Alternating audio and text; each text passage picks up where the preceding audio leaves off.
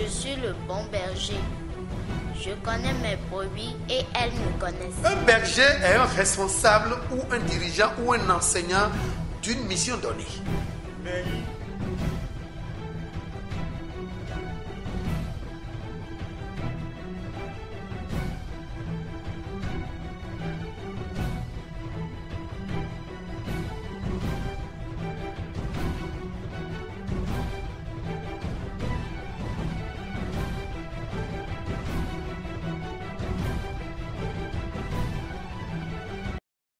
Le deuxième test de la circonstance se trouve dans le livre de Jean, en son chapitre 10, du 7e au 15e verset. Jean 10, 7 à 15. Méditons la parole de Dieu. Mais vivant à Kuno, Jésus-Christ m'a mis dans domi. Bien-aimés en Christ, soyez les bienvenus à cette édition. Non, vie, miton, Ramanu, pas fait, et d'où à pas quoi nous comptons nous, bon, mi denawa à pas quoi, ouégoji. Je suis mon prédécesseur, Parfait Ramanou. Bon, ho, à pas quoi, ouégoton, ouais, l'engboyito. Ne konoyi l'engboyito d'agbébon. La deuxième partie est berger. Comment je peux être un berger honnête? Bon, ekayi l'engboyito d'agbéo, dijo, de telewe no modo, l'engboyito d'agbéo si. Si je suis un berger honnête, quelles sont mes attitudes, les comportements? Azotewe l'engboyito d'agbéo, ekonowa. Quel est le travail que le bon berger accomplit? L'engboyito d'agbéo na l'engboyito d'agbéo, ma ouwe bolomi, etun melokoropo, etun we djecha melokoropo, ma outum. Dieu connaît notre cœur et connaît ce qui convient à chacun d'entre nous. Le Jean 3, 27, mais Jean taton attend folire, quoi ton kouego. Jean donne milo, et menein de l'ofio, nous égosin maougon, et ouais. Jean 3, verset 27. Si quelqu'un a quelque chose sur la terre, ça lui a été donné depuis les cieux. Et là, maouman kan de doméréji, bon, mais on ronkubodo, et minaï noué, maouman bamemi, aminaï tiawe. Et kouindo de maou bawe minayo, et milemi bawe minayi, et indo adomondo, et n'a pas Accomplit le dessein de Dieu. Le Sommon 127, 1, 2, 4, 3, là, me donne, Sommon canton, tenwe, affolé nous comptons qu'à so yatongo, et d'offrir nous mille fin. Somme 127, 1 à 3. Et dans le mille, nous m'avons manqué bachole ya, mais n'a bachole ya yawe na wazo. En vain, vous construisez ce que l'Éternel n'a pas construit. Le maou dewe lingbo koto a, akarade mina lingbo into. Dieu ne t'a pas désigné berger et pourquoi veux-tu l'être? Et tu m'as adjanu gegbeneme. Mais nous on do tout onene. Nous gosi maougon. Nous le 7 me on est hein. Nous le 7 me tome ouais no yi. Nous ouais no bolo. Et ouais no bam no momo no bolo. Tu dois faire ce qui est de ton destin. Et moi et tu le wazon au hogbiba nous tonto bolo nous tonto amanagba khonumia. C'est tout comme si on a demandé à un couturier de construire une maison. Même là, nous avons tout à carrer ni agba nous tonto yi bon nous le 7 ans mais on est mais quand tu dois hogbiba et nan genu et si blo nous jonton. Un couturier est loin d'être un architecte ou un maçon pour construire un édifice. Ouais, qu'on rêve mai zoeno zongo jamomea. Wevi mai tomeno no. E ma odore wevi na no tomeno. Nue na momo na gbotomeleo, nu sun, nu kweleo. Ma oblo bido wevi go, bodo wevi tomewa na gbonbo mblowe. Nue ajokwe po, nue nawe, nue setumone, destin to yone. Le poisson est sanctifié pour rester dans l'eau et l'oiseau pour voler en l'air. Bon, wevi ka do de medere, e ode tegbe beto la gidi be mo de mi sumi ja gidi gbonyi. Le poisson peut-il un jour dire je vais vivre sur la terre ferme? Les bonito et non de mi pon Davidi au 1 Samuel 17 34 à 35 mais Samuel nous comptons à photon nous connaissons ban connaît baton. David est désigné berger. Wenwe mause Samuel sedo bodo wai damitanu jese sin viro po Samuel biokwe. Dieu envoya Samuel pour aller oindre un enfant de Jessé.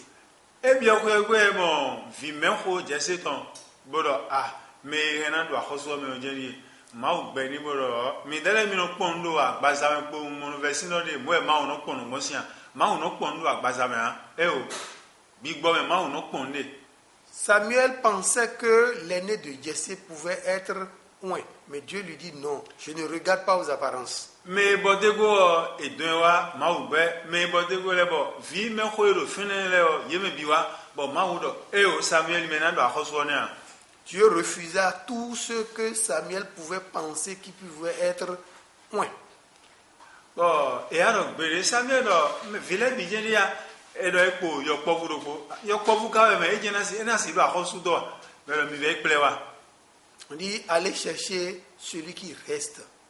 Bon, et là David wa mawro Samuel tite go dami tanya vilo me ejena do akhosu ori me na no Israel si to no ni me na ile gbo ito to chiton ri. C'était David que Dieu a ordonné Samuel de oindre. Jésus joran yiro me na wa so ko epo le o. Mais Jésus le soit yiro ya. Mo do we ma me do Matthieu 5 verset 10, Matthieu 5 verset 19, Matthieu 4 verset 19 me e mo pie ko no viton le po boro. Mi jo do indo we mi mi jo do me ya mi ko do mi. Matthieu ko to kwa tian we. Matthieu ja so do ko do mi. Me Luki merci we ma me pie ko no viton le po. Mais Jésus de l'heure, mais les kere qui m'a dit d'ailleurs, betol support avec ngandi, amon me juro Jésus boy tien bodo et de l'heure na wazo, bona ho lengoti le bona no dotie me mona so pour un po yene. Dieu, le Christ désigna ses apôtres parmi d'innombrables personnes.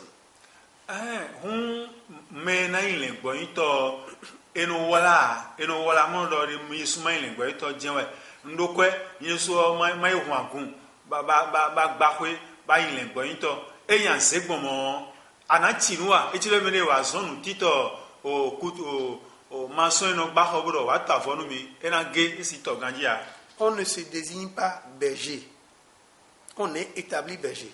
Le ile gbo yin to gbon re ma o ka dewe gbon mo me na ile gbo yin to ma o de sunu do wen ton do le gbo yin to enu me ena ton lengbo ito enwe ere suna ku droton lengbo ito enwe bete no pacha mi no ete ka ri ma odo sinzo mi we ri na ila lengbo ito gbon aso teri ma nzo mi no gbodo ejeria bo ma onu le fodon menefo bo me gege no do won ton bo me odo obligé bo dandan me on lengbo ito jina yin me ma o karo mo do na we ana mo jijo lengbo ito ton do asiton ma o no de nde yaya eno pome ganji chobo no de.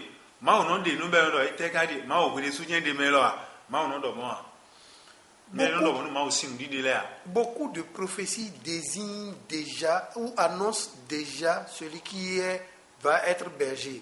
Et Dieu ne désigne pas n'importe qui. Les caractères de la personne désignée le prouvent. Et à quand il est vodo fina, bon ma ou d'autres robots dewe et vodo fina. Dion jijo de telewe mina mondo main le boyton bo ina monda siton do tito si we mame tit 1 besin 6 kaka 9 me donner ma o Paul donu titre de anande men khodile benayin le boyton bonaya so wato bonano togun et de jijo de na dole die. Tu es désigné berger, ce n'est pas tout. Maintenant, tu dois être revêtu des caractères nécessaires pour pouvoir mieux diriger le peuple de Dieu. Alors, maintenant,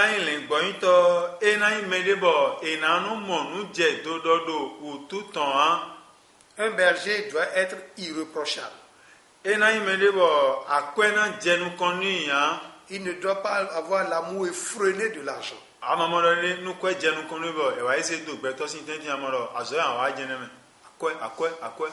Mondo nya de ka po mna jai po be bien me lo ko vini di ko kono vini me gbere odo we mai Paul ma se Timothée me apa ko nu konton Aïsien 1 Timothée 6 9 10 me lo Wayin donu kwe ewe no donu bada le biwa.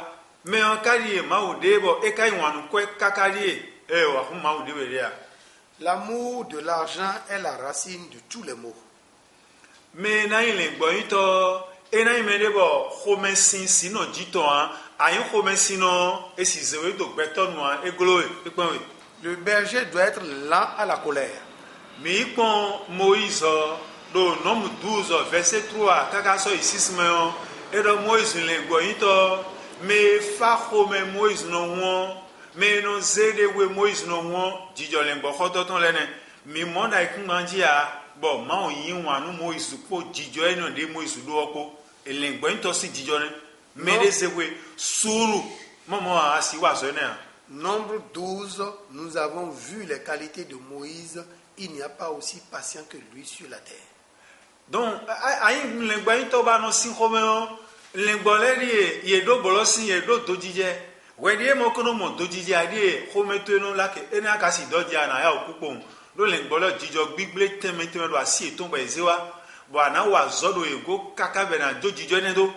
E le gbo wa po bo le gbo de sunwe kun khomengbewe.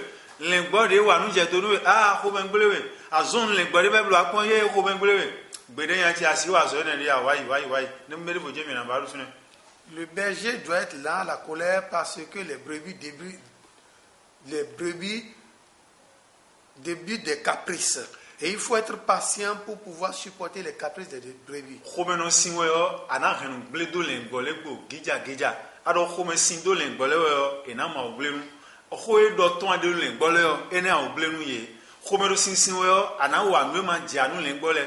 La colère de l'homme n'accomplit pas la justice de Dieu.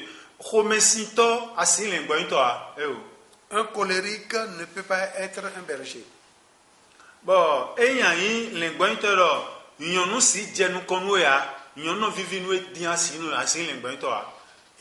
ne faut pas avoir l'amour effréné pour la femme. Paul en Timothée, titre 2, titre 1, 6 à 9, Paul. O lengbo ito do na do asiropo mo yan nu vivi nu edian eri ara agunu dian yan le na ko npo dio fure na ko npo me bo sanse na ko npo me na yon de pe kaka bo na wa wi de mo kono gbo yon do ade na ko ma ganu ele me di yan vivi wa asi lengbo ito a. Le berger doit avoir une seule femme. Il doit être le mari d'une seule femme. Ayin lengbo ito adona yin wanu lengbo le. Le nombre 11, verset 12, Maoudonu Moïse boro Moïse amon lengbo toguelo ana wuli bonu yedide mama no wuli bonu o viton bébé bonu we mono zeda kon e wana wuli bonu toguelo bo Moïse ro ai yewe die bo na re bébé no mo wa lengbo ito mo ai ana re di vito etiti we adino wana re agunvile gbon. Le berger doit aimer tous les brebis comme ses propres enfants.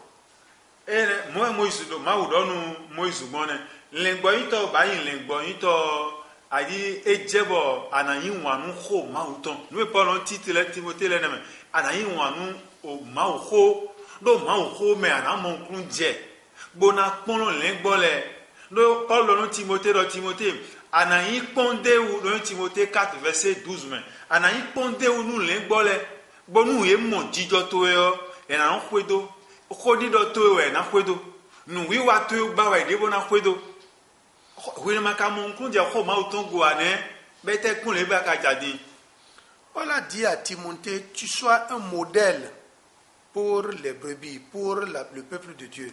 Au Paul Dodo, 1 Corinthiens 11, verset 1, soyez mes imitateurs. Corinthiens nous comptons, taton, au Wedokwa Foli nous comptons, Paul Dodo, Gonfilero, Lengotile, mi kwedomi, Kodi doche mi non kwedo, Oualotile mi non kwedo, Zonite mi non kwedo, doete otu, yeme, Paul we lengbo into miton, yen ganje lengbo into dagbe, Jésus Christ go en ganje. Soyez mes imitateurs comme je l'ai été de Christ.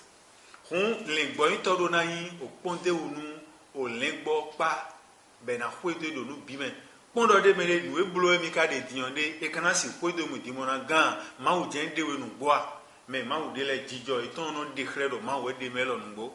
Le berger doit être un exemple et ce que Dieu a désigné, leur comportement le reflète.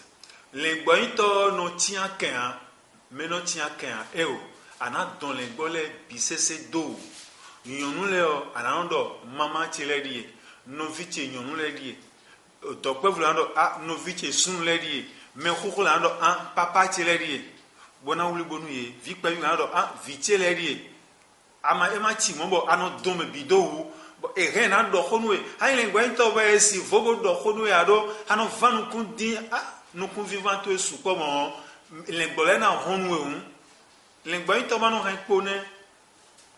Le berger doit éviter la colère, le berger doit éviter les querelles. Le berger doit aimer et attirer ses brebis. Voilà, il va être sorti italien na domele bibo el ne khode na no adoni khoglea e na no doni e yon e na no doni bode yon e na lo elo gle les boyito ne.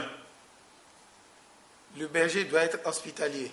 Bon, l'engboyito mi kondo Ézéchiel 34 mais verset 4 wa diso maudo l'engboyito le mi dele mi no do mi ton kere bono jo l'engbole ton mi no jodo eyon l'engbole ton e mi na do mi no penu kondo yego e do azon jewele mi no baye mo bono kan zon gbonu ye e do yame mi ten kon ho kan kheboni gosin o yame min lengboyin tole fite mi ka debo lengbole bise ka ton pobo homboyi do mi yina hun dimono vanu kundo lengbole bebi hombo tonsin akwo men.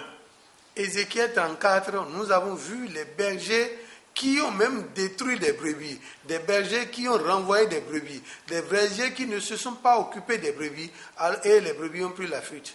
Lengboyin to gegetimbo Jésus do Matthieu 7:15 membro o halawenu yeme e lengboyin to de amen. Oh, halawenu ye, weso amoro, halamuno kun lengbo sinu blawune, le na wagumuna duyo, lengbo into de ma lengbo into be de ya, le na wagumuna du lengbo le, mi zekwe mitonwa, fite yonda gwele kari, gle miton le karo, mi blo le mi bo, intérêt ton kede, nous na yoni le kede sin kanwe no ho, bono jo lengbo le do, yesi dia, yesi ku, yesi bouton hombo e kamia, ayin lengbo into sun jijone. Il y a des pasteurs qui sont des loups ravisseurs, des bergers qui sont des loups ravisseurs et qui prennent, qui dépossèdent les brebis de tout ce qu'ils ont. Ouais, au 1 Pierre 5, verset 1, 2, et dans le milieu, 2 créations et 3, et dans le lingbole, pour Dijo Dagbepo, do et venu maudit, nous finissons le cours, y est venu clissou mon coton, y est men debout, non, wa, gourmet. Po dro eton kwa Jean 6:44 ma woyin wanu yebo se do Jésus Christ sin e ino le wa me papa de friend yon nu akado vibo me de mi wan do man kai wanu vitole a ada mi wanu mawu bo lengbo mawu ton le akai wana e we Jésus do no pie asomo kwan e kan wie bro pie ayin wan mi a pie do yin wanu ehun be do bo kho lengbo chile vitile ne kho emi e ve mi din azon aton we Christ kan bio pie ayin lengbo yin to nu gbohun yin wanu ma gbedo to sin vile lengbo isedule e bado eni ganwe ali bubu ye ton ba we de awe sun ba ipra wa nu boze nu ton e o yenu a Paie mes brebis avec amour. Mani gwando popo mi ton le Que Dieu bénisse. ma mi gbedo to eni wa so ko lengbo yin to dagbele ko boni si kan do ale de je khale ena chenu mi. Que Dieu bénisse sa parole.